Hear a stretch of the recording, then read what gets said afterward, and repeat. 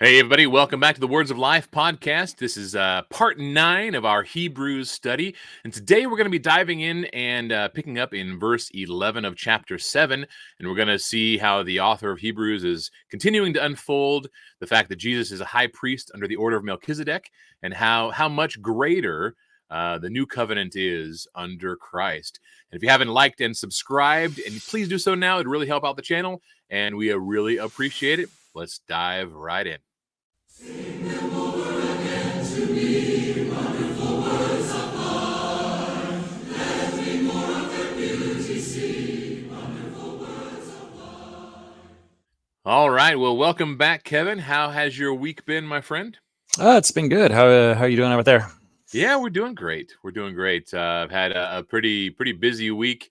We did, I've been doing a little bit of preaching here lately, and I got to preach last Sunday, and then I was in charge of the singing we had at our congregation, and I was supposed to lead the teens devotional on Friday, but your dear sister, my wife, she got stranded in Charlotte on her way home, and so missed her as their plane was landing. The plane she was supposed to be on took off, and so it's about a 4-hour drive.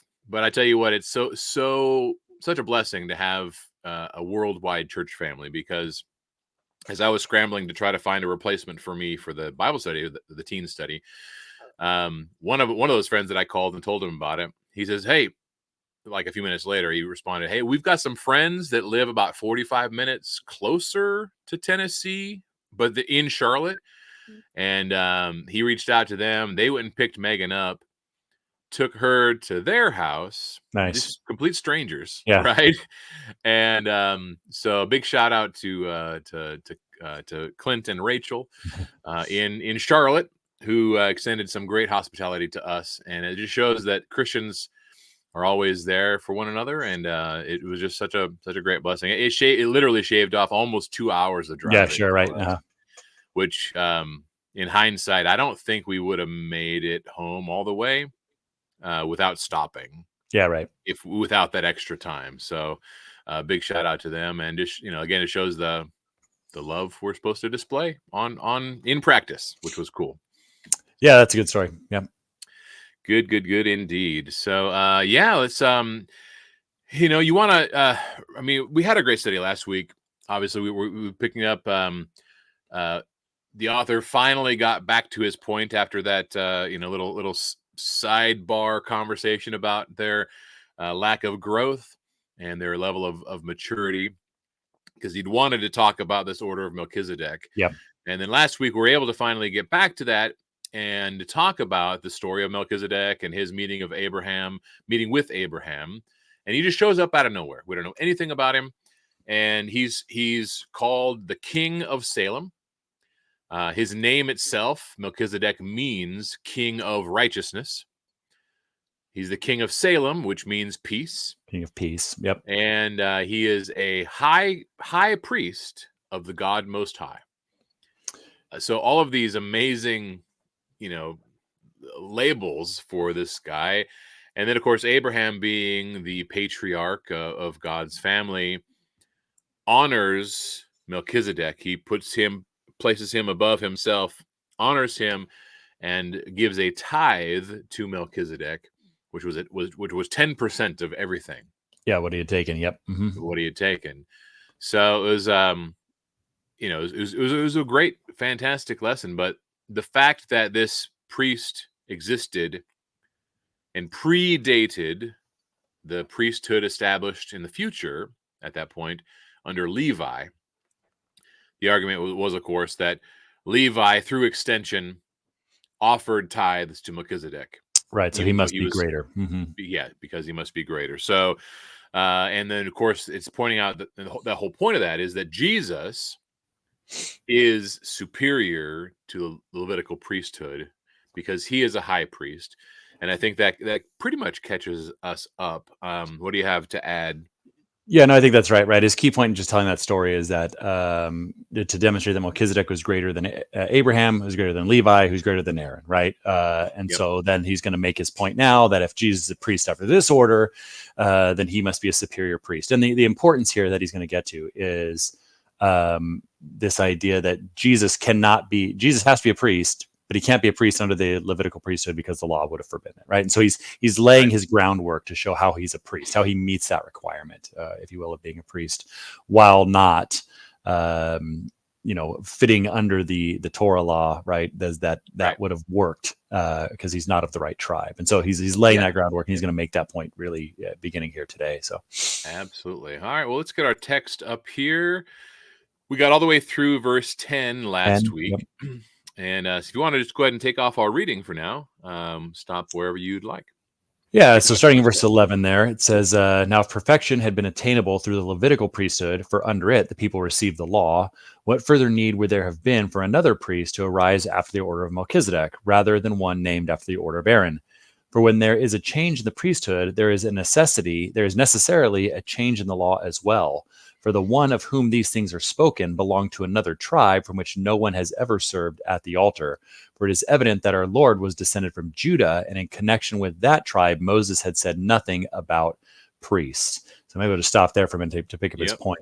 So he's pointing out two things of importance here. One, that the perfection was not attainable through the Levitical priesthood, right? And his key point there is basically, because if it was, why would we have a different priesthood? Why would God have switched it? If it was possible under that law, then certainly he would have just rolled with that. But we know there's another one who has to arise after the order of Melchizedek. And his point there is not that this is a new thing, that, as he's already said when he referenced Psalm 110 previously, and he'll do it again here in a minute, that they were looking for a priest after the order of Melchizedek. That seems clear from the Psalm 110 context that David is talking about the future Messiah, and he's saying of the future Messiah, he will be a priest after the order of Melchizedek. And so the Hebrew author is saying, well, why would God have ever said that if the Levitical priesthood was sufficient, right? He would have just named it after the order of Aaron, and he doesn't. And so he now is saying, so we knew to expect that. And we know this is a better one because of what I just said previously. And now, so what he's tying it to is that means there needs to be a change of the law, right? There has to be a change of the covenant or of the testimony. Because real quick, so I think just to interject real quick, when we talk about this necessity of the change of the law, and the idea of perfection and the plan that God always had, I'm reminded of Ephesians chapter 1, verse 3. And that reads, "And blessed be the God and Father of our Lord Jesus Christ, who has blessed us in Christ with every spiritual blessing in the heavenly places, even as he chose us in him before the foundation of the world, that we should be holy and blameless before him." I've heard there seems to be a way of teaching about the old law that is incorrect, in that God didn't make the old law good enough, enough, and therefore he had to fix it with a new law. That's not true. God always, the plan was always through the old law, so that it could be our tutor, which we find elsewhere in the New Testament, that the old law would be our tutor, and we should learn from it about God, about his relationship with his people, about the fact that he loves his people and he cares for his people, and that he always wants what's best for them. But we were gonna have this Levitical priesthood in the middle. And so the plan was always to bring about Christ so that perfection could be had for all mankind. Yeah. And so when he talks about this idea of a necessary change, right, it's not that he's saying that the old was bad and he's got to change something else. Remember, he's pointing to people who are saying, hey, maybe we should go back to that old law, right? If it was given by God, we should be keeping it. And his point there to them is, no. God always intended to change it. right? That was not the purpose. The purpose of the law is not what you're trying to use it for. It was not to achieve perfection. That was never the purpose of the law in the first place. And so when we read these things, we need to remember he's talking to people who are saying, maybe we should go back to that law, right?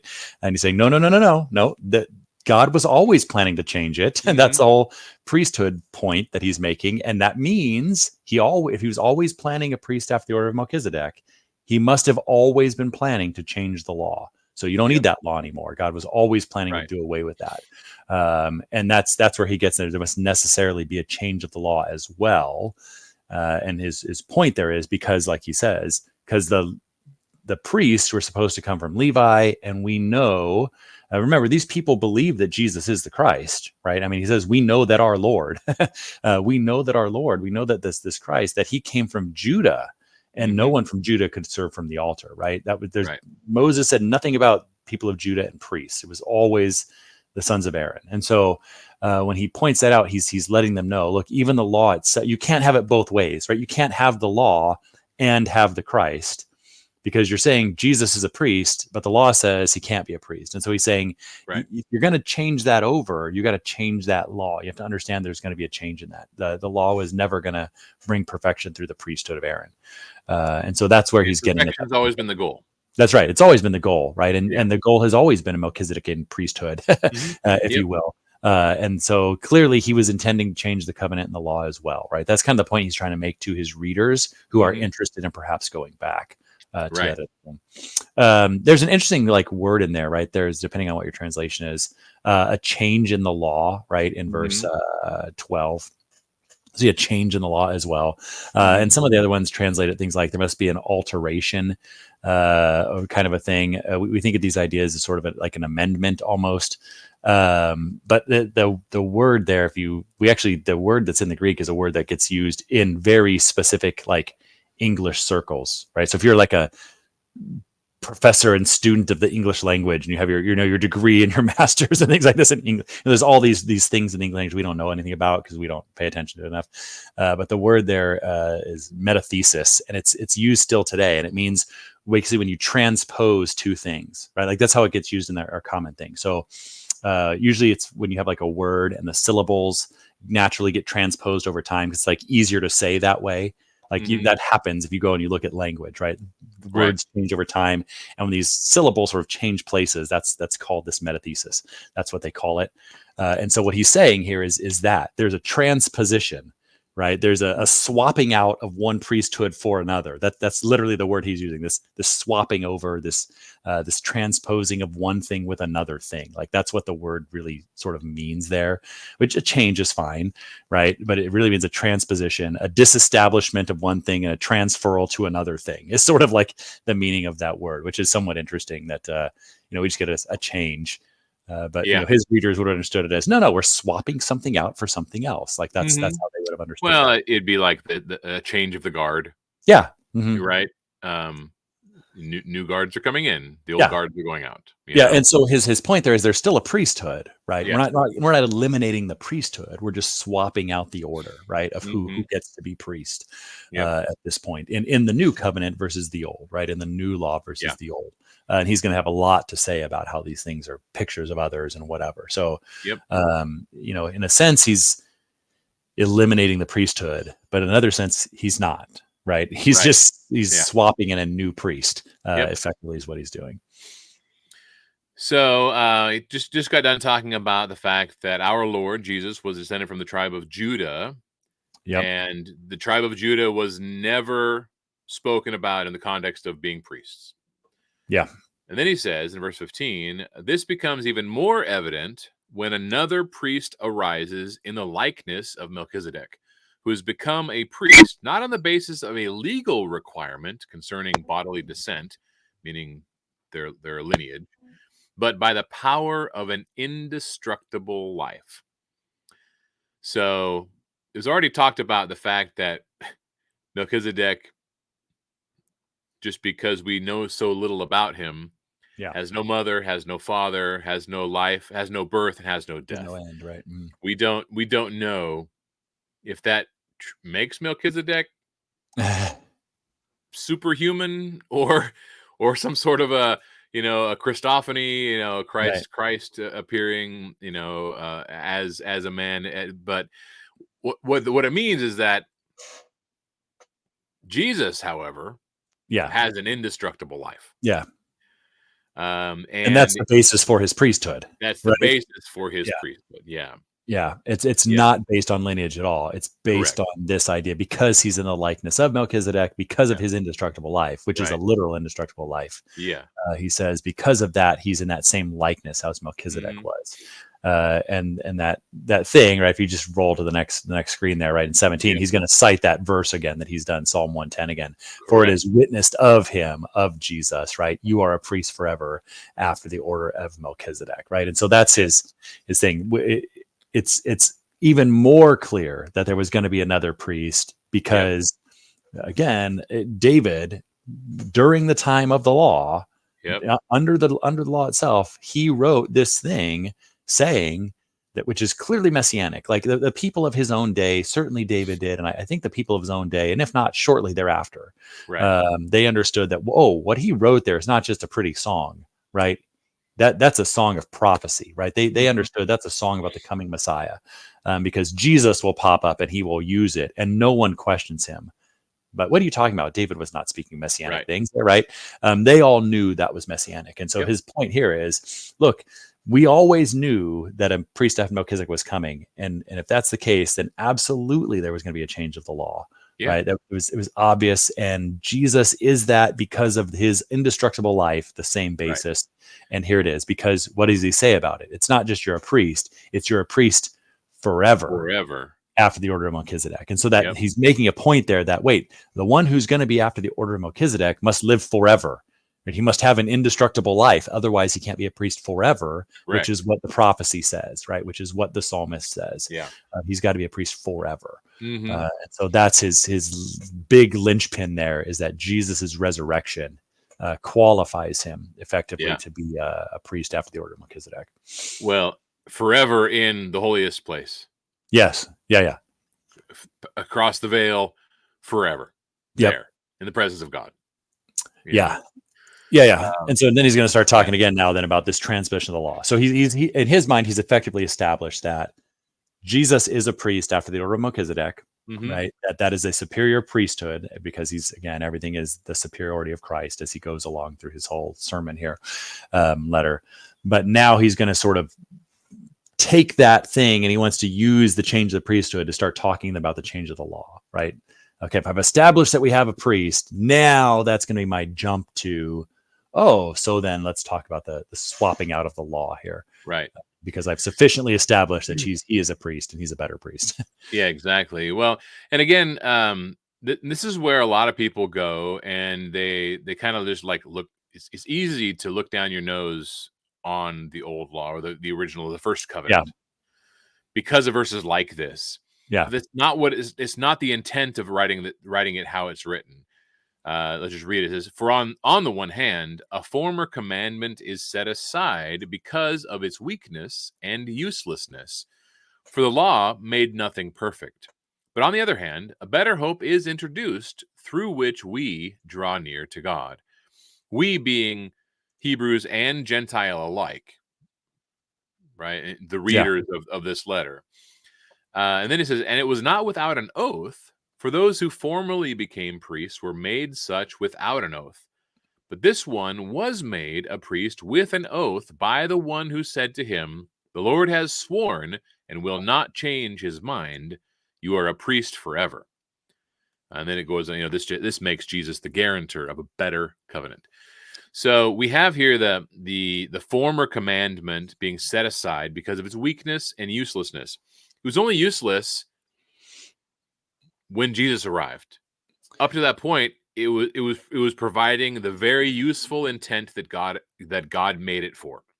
Yeah, and so when he's talking about this weakness and this uselessness, he means what he told us already before, right? He's speaking in regards to making people perfect, right? He's speaking in regards to that, and because that was his previous point, right? If the law was sufficient to do this, there would be no need for another one. And so, but since the law was useless and weak, because on that account, right? So it had usefulness, but not for making people perfect, right? It was, which again seems to be what these people are wanting to do.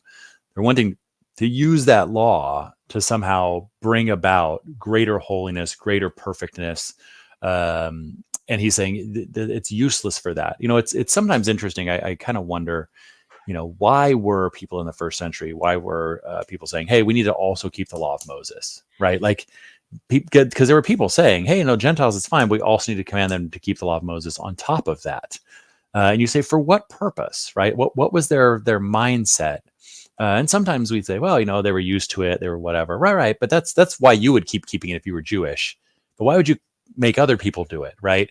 And it seems like what the Hebrew author seems to be hinting at is people were doing it because it thought it made you more holy, right? Like, I have Christ, I've been forgiven my sins, but I also must keep the law of Moses, because how did they really understand the law of Moses and what it was about? It was about being set apart. It was about being holy. It was about being God's special people, right? The kosher laws and all of these things, and the type of clothing you wore was a way to sort of show physical holiness. And so it was like the law's purpose was what? It was to bring more perfection. It was to bring you closer to God, right? And what they've missed is, once Christ came, you're already closer than the law could ever have gotten you. And what they were trying to do is make the law useful for getting closer after Christ.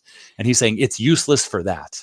You can't get any closer than you already are. So slapping all those things on top is not going to, the law is weak to do that. The law is useless to do that, because you're already closer than the law could ever bring you. And so that's where it was useless or weak for what you're trying to make it do. I can't imagine what it would have been like to be a Jew in this time in history. Your entire world, your entire culture, you have thousands of years of history of being an Israelite, of being a Jew. Yep. And you have so much culture and so many practices and the things that you hold dear. I can only imagine it'd be like 4th of July. We don't do that anymore. Yeah, just being upended, right? Everything Like, you do. What? But we're American. Right. God bless the USA, right? Right. I mean, I can't. I can't make any other. And that's sort of as close as we can get, right? But imagine it's your nationality and your religion and your ethnicity all rolled into one, right? So, it's so not big. Yeah, we sometimes say, wow. Yeah, I might have an ethnic history and a national history and a religious sort of thing, right? 3 separate pieces of who I am, and for them, that was all the same thing, and it was your social community as well, right? So on top of that, it was also your entire social circle. And so he says, hard. No, you're right. It's so hard. You really feel bad for these people, and I can understand how it would be so challenging to be asked to change so much. Yeah, and a lot of those things, right? I mean, that's why you see Paul writing about, right? Look, for those that keep the day, it's fine. If you want to still keep, all Yom Kippur, and you still want to keep, Hanukkah, and you still want to keep, the Festival of Booths and whatever, fine, right? He was you don't have to stop doing that. You just don't make other people do it, right? If you want to keep those, that's fine, right? But you don't have to anymore, right? But if you want to, you can, right? Certain things are being taken away. Obviously, you're not like here. You're not going to offer sacrifices through the priests anymore, right?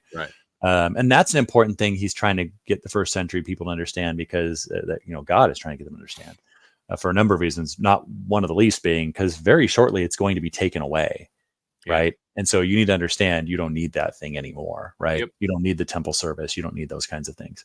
But some of the other stuff, like if you want to still get together with your family and keep the holiday, he says, go ahead. If you don't want to eat unclean things, fine. You don't have to. Right. No one says you have to eat pig. Right. You don't. But, but don't bind it on others is sort of the point that he makes there. But you can see why because again, those things don't help you. They don't make you perfect. It was never its purpose or point. It was just to separate. The law really was to separate the people out, to make them holy, so God could bring about the Christ. That's been done. Yeah, right. That's been done. It's fulfilled its job. Right. It set aside a holy people. He completed it. Yep. Yeah, he finished that race, and he got us to a better race. That's right. everybody's invited, you know. And that's that thing there in 19, right? But on the other hand, a better hope has been introduced through Yep. which we draw near to God. So we Right. now draw near to God through the new hope, not through the old law, right? The Right. old law was a way to draw as close as you could to God, right? He said, "Be holy because I'm holy." And so Yep. it was the way that people could draw near to God. But now he says we have another way to draw near to God, and we get so much closer to him Yeah. now By than we ever putting on could under Christ. the old law, right? Yep. And so you don't need it to do that. It's Yeah. not going to help you get closer. So yeah, Yeah.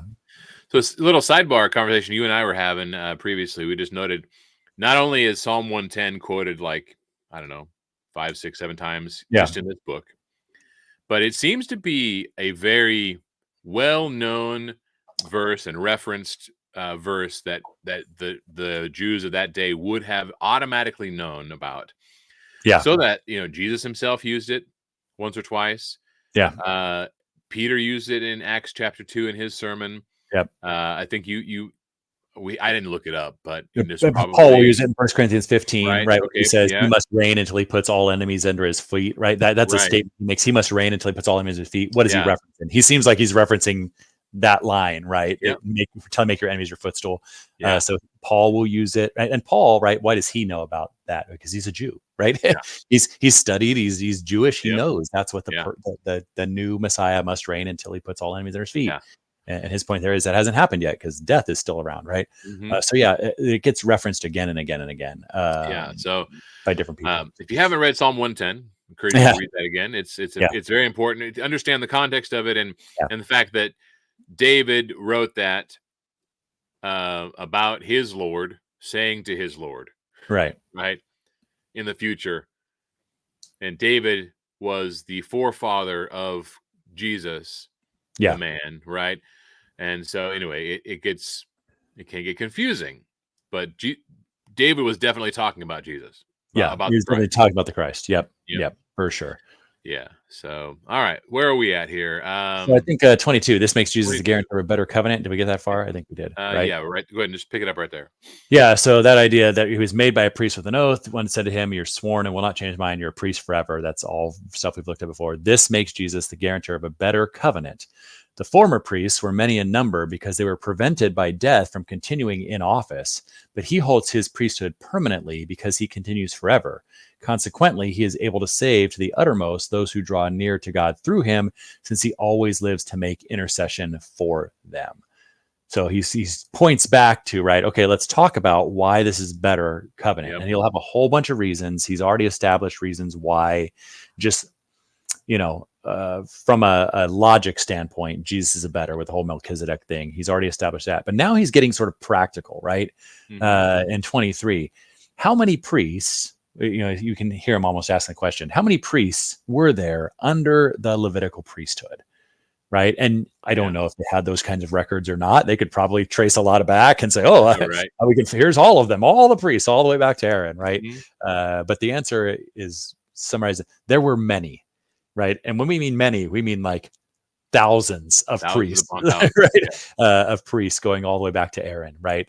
Who were priests under the old system. And his question to them is, why were there so many? Why did you need so many priests? And the answer that he gives, right, is, I mean, even if you just said high priests, because you could say you need lots of priests because there was lots of different services and things to do. But why do we need so many high priests?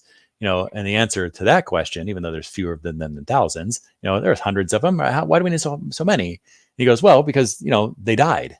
Like, that's the obvious answer. But every time the high priest died, you had to appoint a new high priest, right? That's why there were so many. And so death prevented them from continuing in their office. And then it says here, but he, Jesus, he holds his priesthood permanently because what?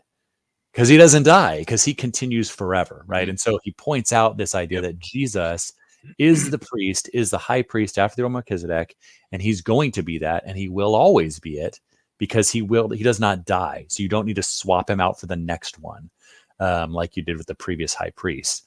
And so consequently, right, because of that, who can he save, right? All those who draw near to God through him. And his sort of, I suppose his point is probably all of these people in the future that haven't even, right, been brought around yet. Jesus will still be a priest for them, right? Mhm. He'll still be the high priest from when they come. So if he can save people in the future who haven't been born and serve as their priest, then certainly he can be high priest for all of you here, right? Because that's Right. sort of the idea. Because I mean, I don't think he cares. His audience doesn't care about people down the road, right? But he's saying, look, if he can save to the uttermost anyone who draws near. So again, you don't need the Aaronic priesthood anymore. You don't Mhm. need temple sacrifice. You don't need those things to draw closer Right. to God, because he always lives to make intercession for you, for all, right? Yeah. So I think we kind of skipped, whenever we skip it, we didn't really discuss the importance of verse 22. Yeah. So I'm a realtor and I deal with real estate contracts all the time. So when I see the word guarantor, Tour, yeah, okay, I immediately go into real estate mode, right? sure. Because what is a guarantor? And without me paraphrasing, I'll just read it. A guarantor is a person or organization that promises to pay a debt if the borrower is unable to do so. Okay. So Yeah. somebody who is able to pay a debt on behalf of somebody who can't pay it themselves. That is what a guarantor is. So Jesus being the guarantor of what? Of a better covenant, a better contract, a superior contract. And we, the debtors, will never be able to pay that debt. That's why we need Jesus, and that's why we need a high priest who will be a high priest forever. A permanent fix, a permanent solution to our inadequacy to pay the debts of our own sins. That's in one, that all of Yeah, that, all which in is one word, right? Yeah. huge, in one word, right? It's when you really just stop and just pay attention to that, you are a priest forever. This makes Jesus the guarantor of a better covenant. Right? So it just it's huge. It's so profound. Yeah, and you know that's another thing that's sort of why the importance of this forever thing, right? Yeah. Because he has to serve as the security deposit forever, right? Otherwise, what's Yeah. the use, right? Mhm. What's the use of that if he's not going to always Right. be around, right? If the security of the surety goes away, or the one who's providing surety goes away, then you know it has no value, right? It Yeah. has no value. Yeah, and so he is the one who guarantees this better covenant. Yeah. Yeah. So we're on an eternal amortization scale. Sure. Yeah. It's not just 30 years, it's forever. Yeah. Our debt is amortized, and Jesus is going to just wipe it all away. So Yeah. when he comes back, it's going to be the eternal, year of Jubilee, where all our debts are wiped away, and we can live on. So it's going to be great. Okay. 26. Yeah, 26 says, "For it was indeed fitting that we should have such a high priest, holy, innocent, unstained, separated from sinners, and exalted above the heavens." So the contrast, obviously, is that Jesus was all of those things, while every priest and high priest before could not have made any of those claims. He has no need, like those high priests, to offer sacrifices daily for first for his own sins and then for those of the people, speaking about the high priests, since he did this once for all when he offered up himself. For the law appoints men in their weakness as high priests, but the word of the oath, which came later than the law, appoints a son who has been made perfect forever. So again, it just wraps up the contrast between the finite men who served as high priests, the weaknesses of those high priests as men who couldn't claim to be holy or innocent or unstained or separated from sinners, and were never going to be exalted above the heavens like Jesus was. They started off talking about that right in chapter 1. Who, what angel was ever told, "You are my son"? Right. You know, what being was ever exalted above the heavens and above the earth and given power and authority? Only Jesus. Yeah. No high priest was ever able to be a perfect sacrifice. And because they were flawed and sinful men, they had to offer sacrifices for their own sins Before. before they would be in a position, temporarily holy enough to offer sacrifices on behalf of the people. Yeah, and so it's interesting that he says in 26, right? It was fitting. It was indeed fitting that we should have a high priest like this. Yeah. Right. And his point seems to be because just look at, we're going to use some terms here, like Paul was saying, like I'm speaking as a man, right? He's basically saying here, look how silly it is or how foolish it is to think that a man could be good enough to be the high priest to God, right? Because they had to offer sacrifices for their own sins first. It's fitting that we should have a high priest that does not need to do that, right? Because you're effectively saying, if I have to offer sacrifices first for my own sin, well, who's then overseeing those? Why can't I just use that guy instead, right? And so that's what he's saying. It's fitting that we should not need that another sort of intermediary. We shouldn't need someone else because the one we have had no sin. Mm-hmm. And so then when he goes, he can offer the sins for the people once for all, right? And he's going to talk more later about how what he offers is even better, right? Because he hints at it here. He offered himself, which he'll get into later. Is that's superior. The blood offering he brings is better than bulls and goats, but he's just introducing that here, so we won't get too far ahead. And so he says it's fitting that we should have such a high priest who is sinless and perfect and unstained and separate from sinners. And then in 28, the law appointed men in their weakness as high priest, right? So who did the law appoint? The law appointed men, even though they were flawed and weak. That's who the law could appoint as high priest. Right. But the oath, right? The word of the oath, I swore you shall be a priest forever after the order of Melchizedek, right? The oath that was made, which is interesting because it came later than the law. And what he means there is not that the priesthood of Melchizedek came later, because we already saw that came earlier, but the Psalm 110, when David wrote that, the law was already in effect, right? It came later than the law. So the oath, the promise of another priest after the order of Melchizedek comes after the law. Right.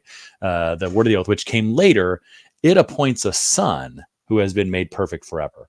Right. And so there's this blending of the son as priest.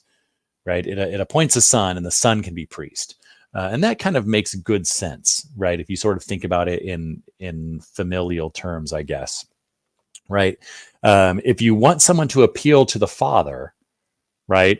If you want someone to appeal to the Father, then you should talk to his son, right? Someone who has access to him, we might say, right? Mm-hmm. And so a man has no access, but the Son of God has access, right? Right. And the Son of God was appointed priest by an oath, the oath of Melchizedek, which God spoke of later than the law, but which predates the law because of the order in which it was. I mean, it's almost like, just to use common analogies or whatever, metaphors or analogies or examples.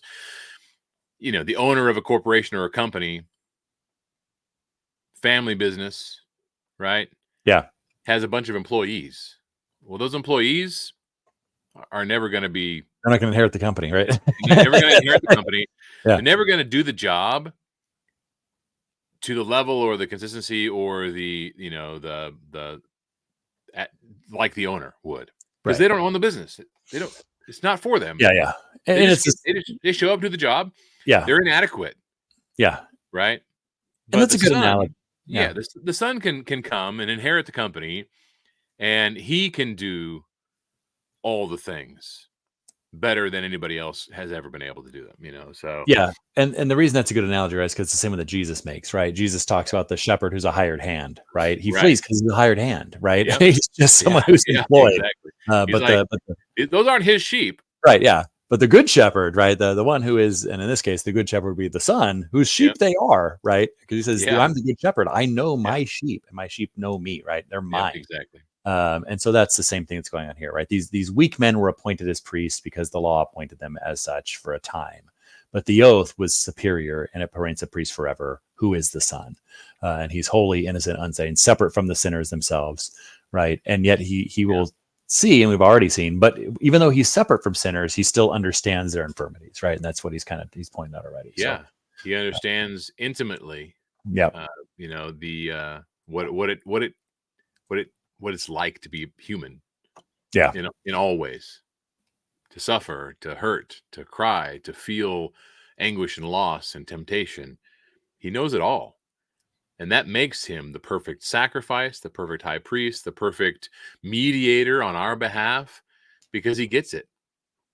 He knows it well, and he loves us so much that he was willing to do everything he did. So pretty crazy. Well, next week we're going to get to the main point. Yeah, the main point of all of this. Main point is next week, y'all. Yeah. So you need to come back. Yeah. Well, at least the main point of what he's been saying, right? This whole Melchizedek thing, right? What's the main point about all of this, right? But what we're saying is, yeah. So that's where we're going to pick it up next week in chapter 8, and we really appreciate everybody tuning in and paying attention. And again, if you have any questions or comments below, leave them below, or in wherever you're reading this or listening to it. I know I've got this being. I put it in Spotify, and then Spotify has like the RSS feed, and it feeds it, I think, to iTunes and other places. Sure. I don't get notifications of who's any of those comments. So I would love if you make comments on any other platform other than YouTube. Send me an email. So I'll know. Send us an email. Yeah, and our email is right here below. Just words of life 4316, which is John 3:16 at gmail.com. So words of life 4316 at gmail.com. And I'd love to know if there's stuff out there that I just am unaware of. Again, I'm pretty tech savvy, but this whole podcasty thing is still kind of where people new, are getting from all these other places, right? Yeah, but I do like the fact that it's out there for everybody to find, and I'm hoping that regardless of whether or not I'm able to physically interact with everybody, that it's being found to be a benefit for you and a blessing to you. So we'd love to keep on going. So any final thoughts, Kev? No, yeah, I just think, like you said before, it's great that we have a great and better high priest, right? Amen. Glad I don't have to do the Jewish system. Yeah, absolutely. That would be wild. It would be wild. So, all right, everybody, God bless and have yourself a wonderful light-filled week. We'll see you later.